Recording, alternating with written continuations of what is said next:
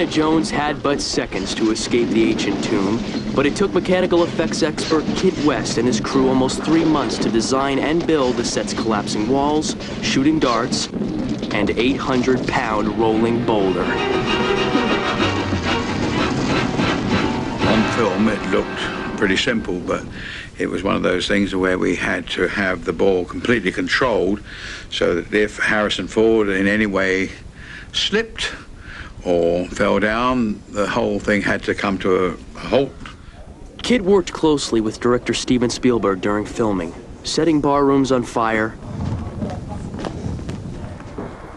exploding bullet holes in walls,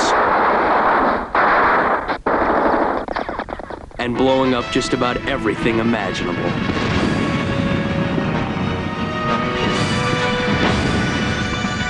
Those situations are relatively dangerous. You want everything to be very, very safe, but you also don't want to have to wait a huge amount of time to put the thing together and make it work. Kit was always very, very fast and very efficient at getting the job done and not making a big deal out of it. On location in the Mojave Desert, Kit is setting up a large-scale mechanical effect for the action thriller Universal Soldier. The movie stars Jean-Claude Van Damme as a futuristic robo-soldier.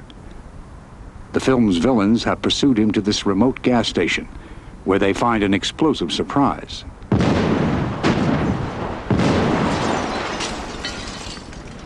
What looks like uncontrolled destruction is really an illusion. The explosion will be on the screen for just 10 seconds, but Kit and his crew have spent several weeks preparing every detail of the blast, down to the split-second timing.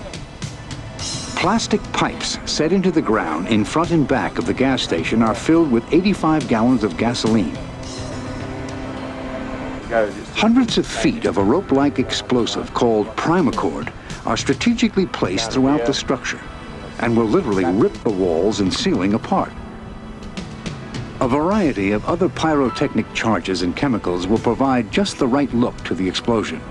From the color and size of the fireball to the amount of sparks and smoke, each phase of the blast will be ignited by a detonator, wired to a firing board which will be operated a safe distance from the set. It'll be a series of 3 explosions, very quickly, all in the same shot, boom, boom, boom. Kit has choreographed the blast so that the gas pumps go first, followed by the bathroom, and finally the mechanics shop. A cannon inside this pickup truck will also be triggered, launching the vehicle through the exploding roof. The set is cleared, and a final check is made to ensure all the explosives are properly wired. Kit will have just one try at this special effect. There will be no second takes. And roll cameras. 8 speed.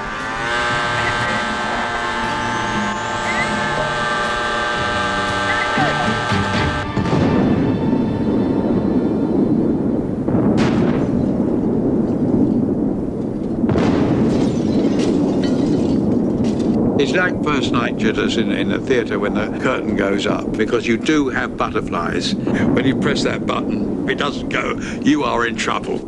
On the other hand, the wonderful thing is that if everything works well, you have that tremendous elation. You know, you're the number one for a few minutes. While spectacular effects like Kit's explosions are a staple of action pictures, mechanical effects actually have their roots in comedy.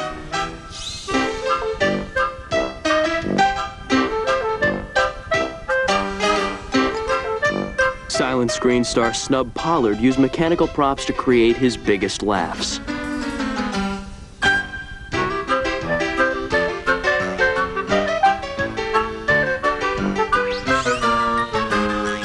Buster Keaton employed mechanical effects to place his character in comically precarious situations.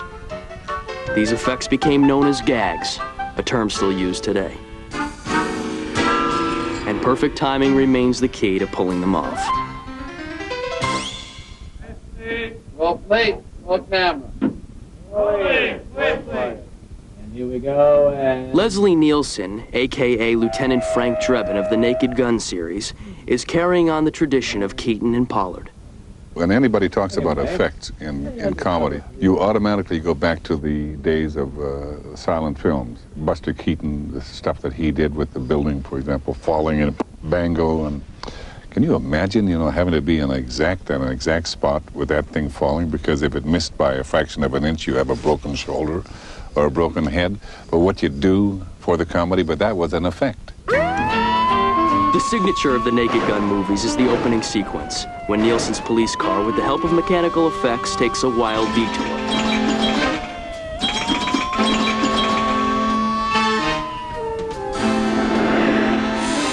For Naked Gun 33 1/3, the vehicle's final destination is a familiar-looking dinosaur theme park.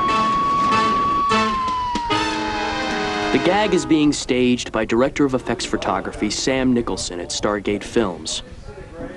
Our police car jumps through the big electrical fence outside the park.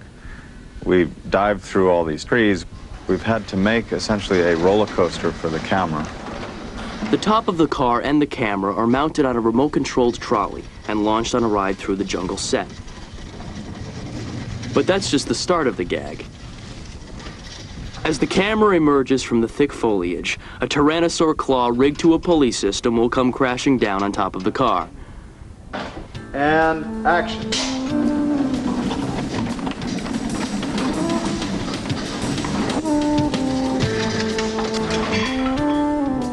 When you're the one who calls action, it's exciting. And what we do is we shoot it as filmmakers, and then we translate that experience out to millions of people. Sam and his crew have created an illusion that has one purpose: to make the audience laugh. Filmmakers also use special effects to push an audience to the edge of their seats, as producer Gail Ann Hurd has done in many of her movies, including Aliens, The Abyss, and the Terminator films. The first time that I remember a special effects nightmare was on the Terminator. And we had Arnold Schwarzenegger. He had to put his fist through a windshield. Of course, it was not an easy thing to do, and it turned out we could not do that on the move.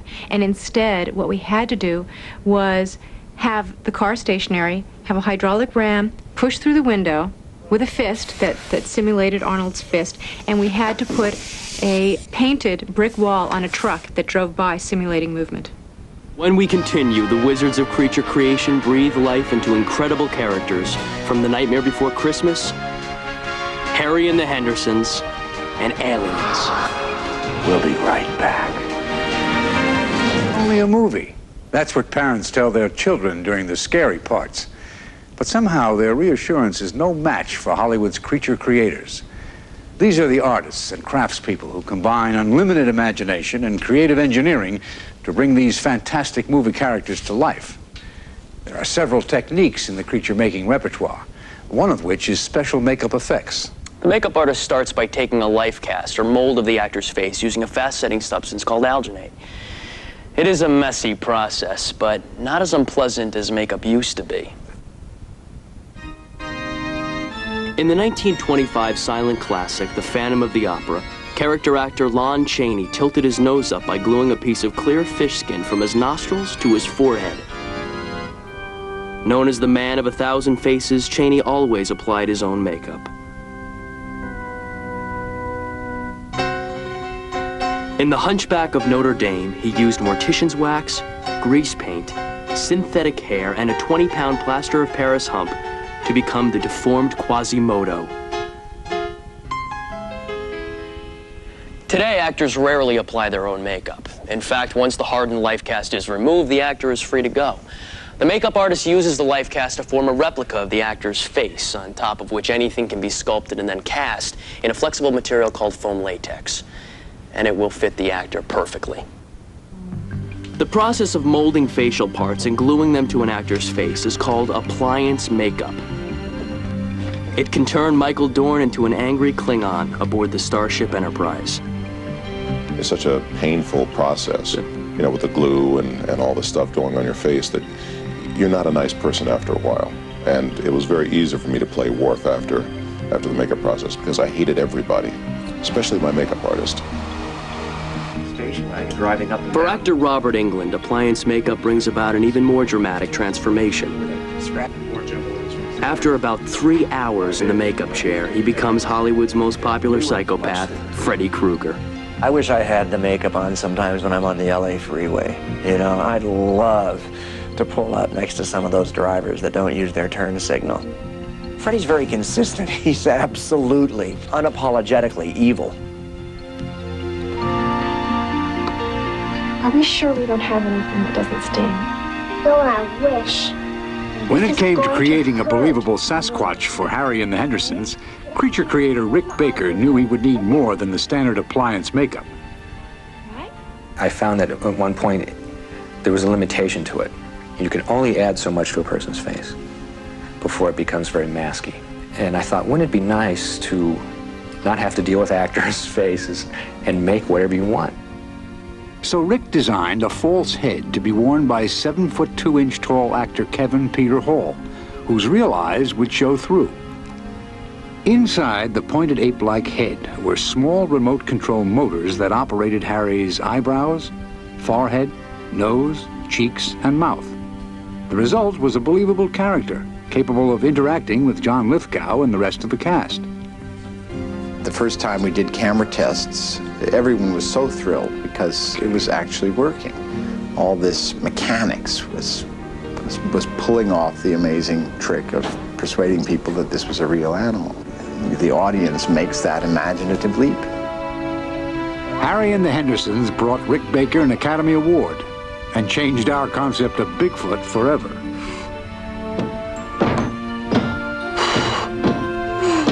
Good. Good. Does this mean we can keep him? But you're the Pumpkin King. Not anymore. While Sasquatch may have some basis in reality, the characters from The Nightmare Before Christmas come strictly from the imagination of filmmaker Tim Burton. In his previous movies, such as Batman Returns and Edward Scissorhands, he created eccentric personalities with special makeup effects. But when it came to bringing Jack Skellington and his ghoulish friends to life, Tim turned to stop-motion animation. The painstaking technique of filming miniature puppets, one still photograph or frame at a time. The animator must move each joint of the puppet's body very slightly, making sure it is moving in the desired direction. Often it can take an entire day to complete just 1 second of finished film. It's a very tense, very, I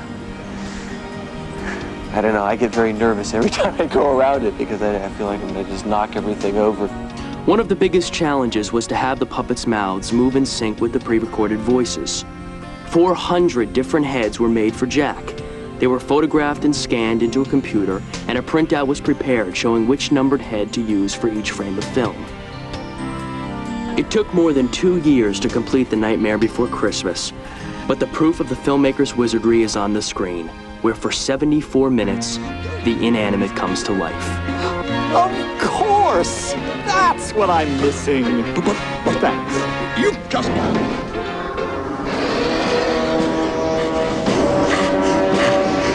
In a very different kind of nightmare, Sam Neill finds himself haunted by demons of darkness in the new horror film, In the Mouth of Madness. I like having a scare once in a while. I mean, I think that's fun, it's cathartic, and it's probably good for you. And that's why we have always, as a species, enjoyed scaring each other with scary stories. Scary movies are the specialty of director John Carpenter, whose past credits include Halloween and The Thing. For In the Mouth of Madness, John's monsters are actually large puppets. I'm using old-fashioned cheap tricks in this movie, for the most part. You know, rubber monsters in the dark that look like scary monsters, so I'm gonna go back to the old days. At KNB Effects Group, a crew of 25, under the supervision of creature creator Howard Berger, has spent the last 12 weeks fashioning living nightmares out of urethane foam and latex. The results of their labor is known simply as monster mass. When this creature's all put together up on location, it spans about 18 feet long and 18 feet across. It's going to take about 15 people to make this thing come to life while we're shooting. Several of the puppeteers are concealed within the monster's body, while others operate cable and radio controls to animate heads and limbs. The challenge is for the team of puppeteers to work in sync, creating the illusion of a single beast with a clear goal, to track down leading man Sam Neill.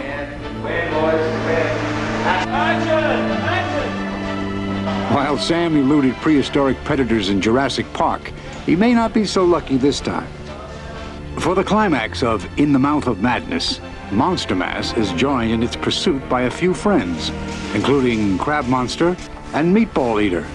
I like Meatball. He's a nice guy. He's got some ferocious gums going. The lesson of this movie is clear. With a somewhat off-center imagination, a few hundred pounds of foam and urethane slime, and a group of talented puppeteers, nightmares can come true.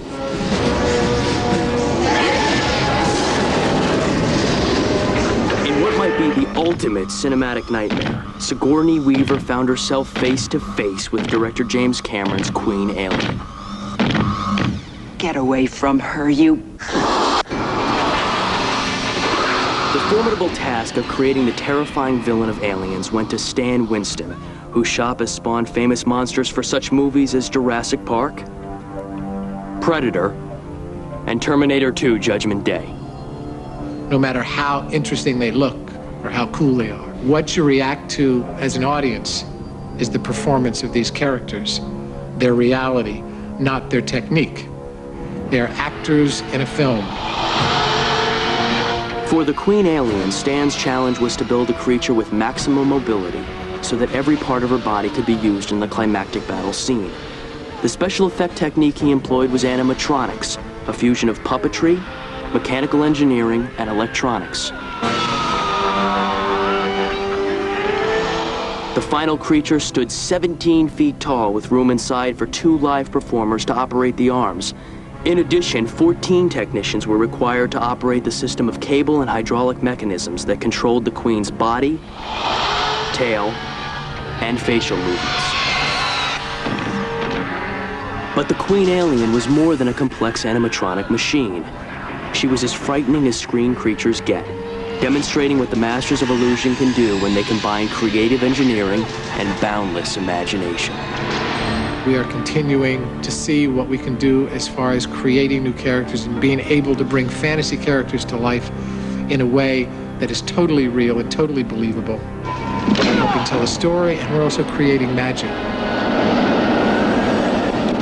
And when those illusions get a little too scary, remember, it's only a movie.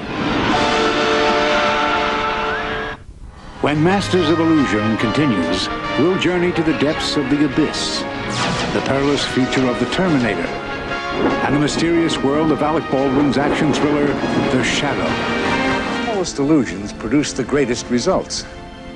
Using carefully crafted models and miniatures like this submersible from the abyss, the wizards of special effects create some of the most exciting and seemingly impossible movie experiences. Cap 1, do you see it yet? Roger that. Found it. While many shots, including close-ups of the actors, were filmed in an underwater tank, these wide shots would have been too dangerous and too expensive to shoot in the ocean. The producers decided to film them instead in miniature on a dry stage at one of Hollywood's premier effects shops, DreamQuest Images. Shooting through smoke helped create the appearance of a murky underwater environment. The model's submersibles were suspended from a huge crane-like device and controlled like marionettes. As seen in this time-lapse photography, the sequence was shot very slowly to give the effects crew maximum control over lighting and camera settings. An entire day was required to complete just a few seconds on film. The biggest challenge for visual effects supervisor Hoyt Yateman was in figuring out a way to fit actress Mary Elizabeth Mastrantonio into a 2-foot-long model. Every time you come to work, you're faced with a new problem. And if you take that in the right attitude, it's an amazing and very refreshing type of business to be in because you're constantly being challenged to produce something new. In order to see Mastrantonio inside the cockpit, a 35mm rear projector was built that was small enough to fit inside the model. Film of the actress shot in a full-size submersible was projected frame by frame in sync with the camera. 11 months of planning and effort, added up to one very believable underwater illusion. Keep moving. Remember, we're on a tight timeline. Copy that.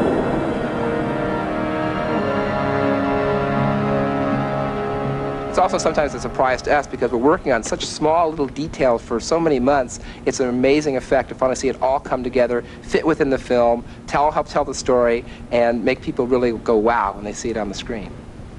While filming in a real abyss would have been extremely difficult, shooting on the surface of Mars would be literally impossible. But we journeyed to the Red Planet anyway, in total recall. A dozen Martian vistas were created in miniature, including the vast mining complex, which measured 70 feet across and 30 feet deep. The dramatic Martian landscapes were filmed by DreamQuest and built by master model maker Mark Stetson. Mark has come back to Earth to recreate New York City of the 1930s for The Shadow.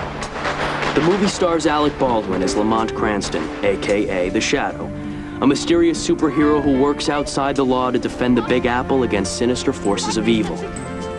A miniature version of the metropolis will be built by Mark Stetson, who began his career in industrial design making models of small home appliances. That all changed when he went to see George Lucas's Star Wars. I saw those first spaceships opening that movie and realized that that was something that I could do and it'd be a little bit more fun than toasters and clocks.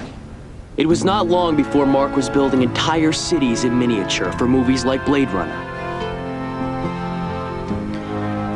In this famous scene from Ghostbusters, Mark's small-scale Central Park and New York City streets, complete with remote-controlled model cars, made a man in a suit appear to be the giant Stay Puft Marshmallow Man. The Shadow also includes several shots of Manhattan that could not be filmed in the real city. So Mark and his crew are building the Big Apple in 1/24th scale, half the scale size used for dollhouses. Since these miniatures are skyscrapers, they range in height from 10 to 20 feet and require more than 9,000 windows. Okay, stand by, everybody!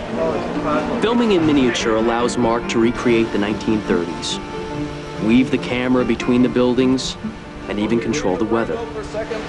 Keep raining, keep dribbling. For this shot, sprinklers provide rain. Electric fans create wind, and flashing lights fill in for lightning. How's that for you, Dave? And a cut. By turning wood, plastic, and paint into a convincing illusion of New York City, Mark Stetson is carrying on the legacy of past masters of miniature magic. In Republic Pictures serials of the 1930s and 40s, brothers Howard and Theodore Lydecker built thousands of models, only to blow them into smithereens.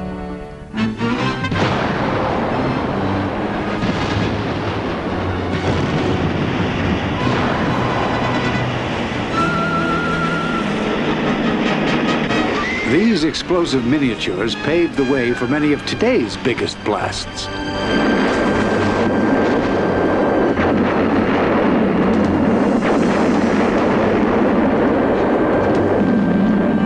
The explosion of the Terminator's gas tanker truck looks enormous, but in reality, the vehicle was an 8-foot-long model, carrying 3 gallons of gasoline. The explosion was originally going to be shot full scale, blowing up the actual truck driven by Arnold Schwarzenegger. But the location where the filming took place was next to a police munitions armory, and the necessary permits were denied. So a model replica of the truck was built, and the location's buildings, street, and parked cars were duplicated in miniature in the parking lot of effects house Fantasy 2. An even bigger challenge was the movie's future war sequence. Effects supervisor Gene Warren Jr. had to stage believable miniature battle scenes that would be combined with full-scale shots filmed with the actors. Gene oversaw construction of a 700-square-foot miniature set of a war-torn Los Angeles, designed to have a grim and gritty look. It included such ominous details as miniature skulls. The futuristic war machines, out to destroy the last vestige of humanity, were built in Fantasy 2's model shop. Miniature combat vehicles, including a 200-pound hunter-killer tank, had radio-controlled treads, turrets, and guns.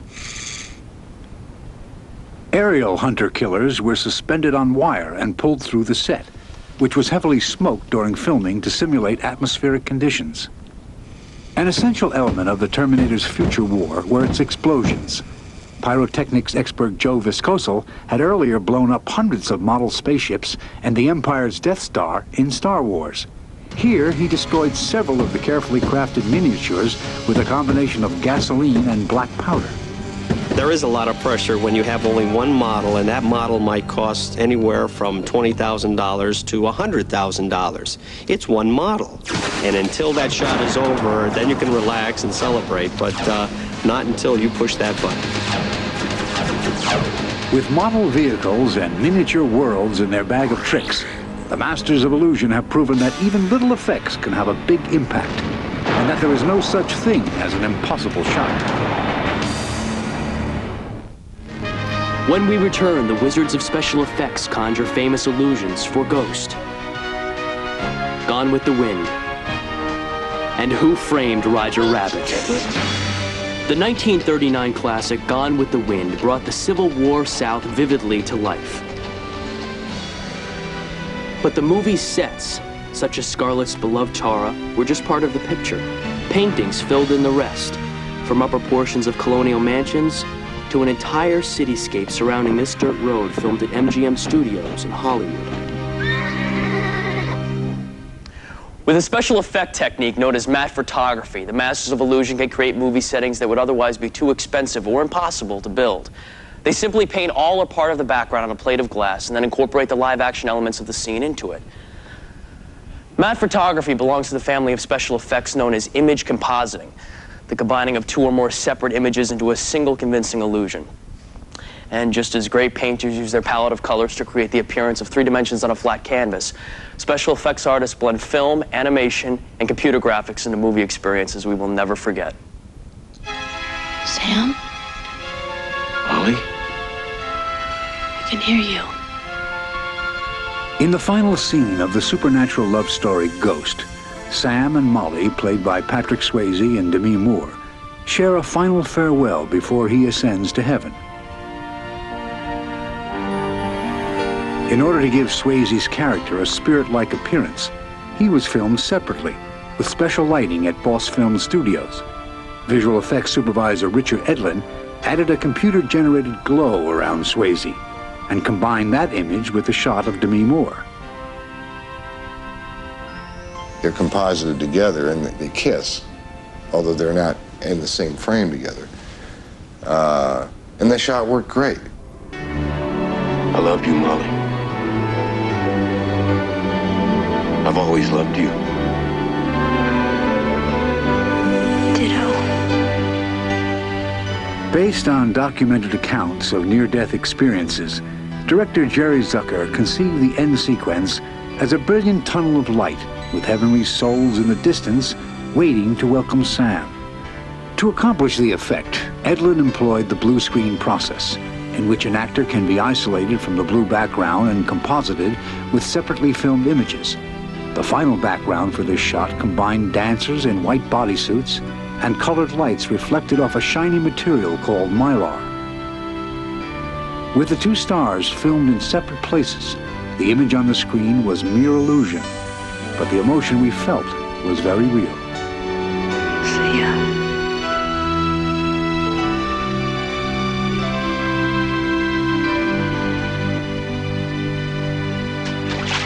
Image compositing can bring even the most unlikely co-stars together, as director Robert Zemeckis proved in the 1988 blockbuster, Who Framed Roger Rabbit. Gee, Eddie, I was thrilled. You saved my life. How can I ever repay you? My overall goal in Roger Rabbit was very seriously to make sure that the audience completely forgot that they were watching first time ever special effects, so that the effects would be so invisible that they would, you know, be just completely involved in the emotional story of this rabbit. Roger was added to the movie only after completion of filming with Bob Hoskins. If I grab the rabbit like that, with my fingers open, you've got to paint the rabbit on every frame between the fingers, so you keep your fingers closed. Now, that would cost $100,000. You know what I mean? So well, please keep your fingers closed. You know what I mean? For this scene, Bob wore an elaborate contraption that represented a struggling Roger Rabbit. It was a whole structure inside the coat that made the rabbit move. So what we did was worked out where the rabbit was going, because you couldn't just have it moving. It had to be, at one point he's down here. So at another point he came up here, and he had to move. He couldn't be down there if he suddenly stuck his head out there. Roger was then animated to match the contraption's movements and composited with the live-action film. This special effect successfully teamed flesh and blood with ink and paint and gave us one of the most entertaining duos in movie history.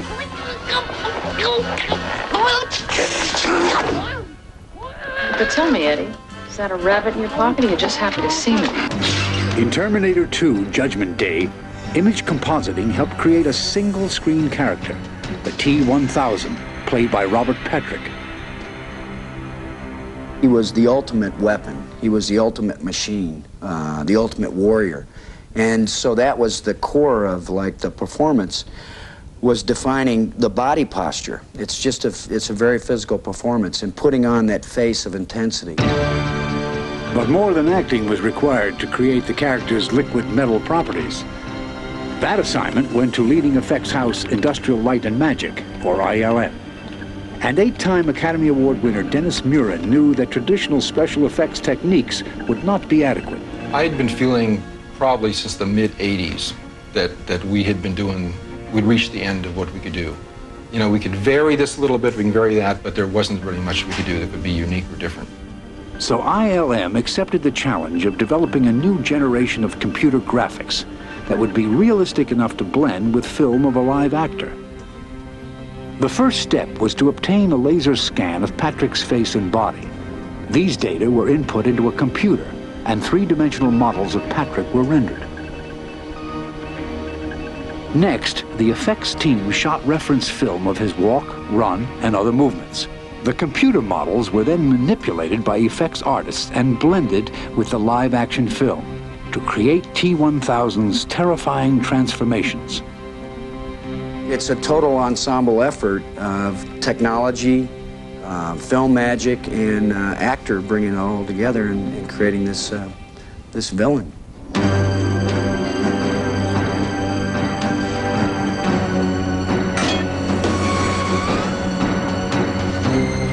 If we had any doubts about the qualifications of this new Terminator to go up against Arnold Schwarzenegger, ILM's groundbreaking special effects quickly put them to rest.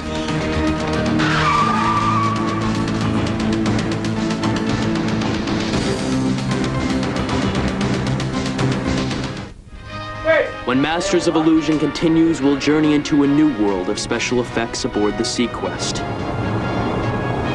And go behind the scenes on Jim Carrey's wild comedy, The Mask. Action.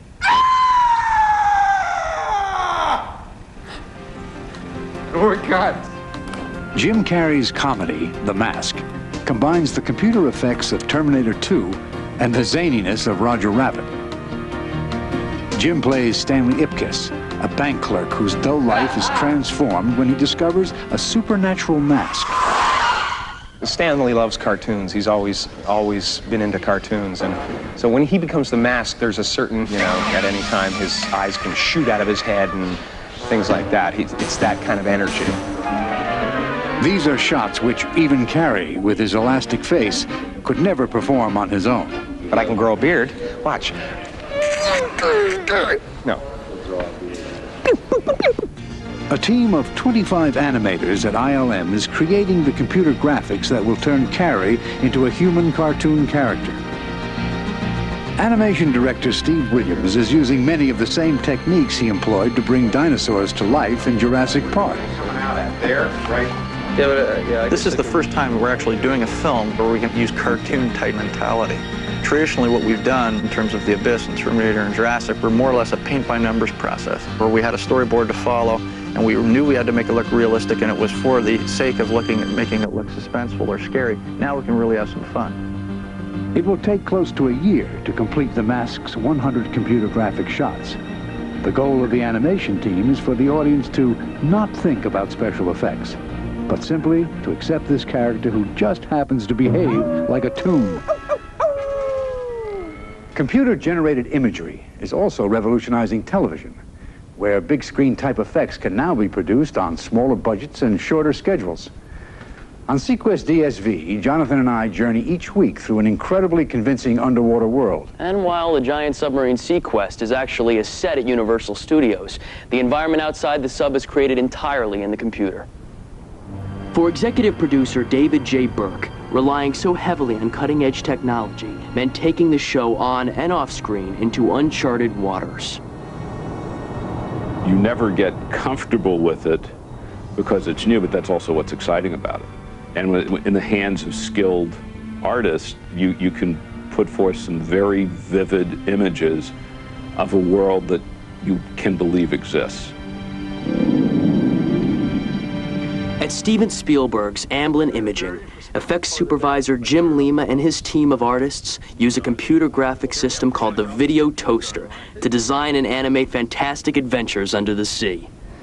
Even if it's only for, like, 6 frames, 4 frames, you need to see these lights hitting and then an explosion. But ultimately, it takes more than computers to create convincing illusions. When a computer is turned off, it's nothing more than a giant paperweight. And I really believe that it's the person operating the machine, it's your own particular vision and intuition and inspiration that actually controls the device.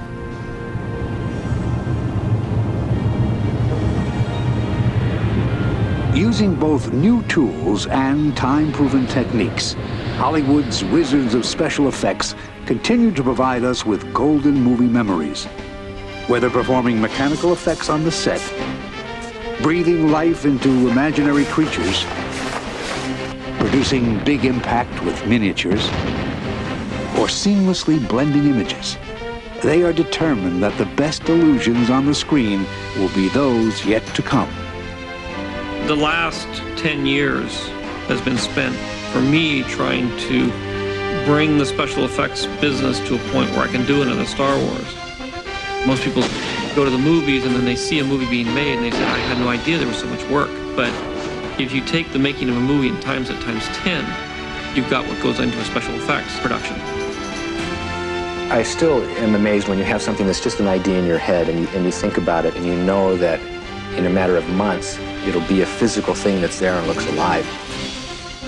All the time we're learning. I think we never have gotten to the point where we say we know everything. And that's, I think, for me, the challenge of visual effects. We're like magicians, creating illusions that people hopefully will believe. And as moviegoers, we can expect these illusions to thrill, frighten,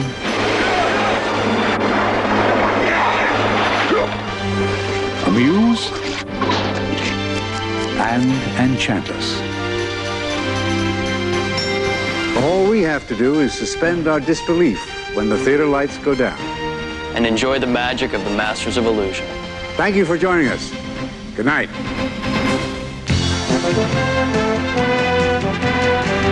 Stay tuned now as Hugh Grant stars in the adults-only premiere of Bitter Moon.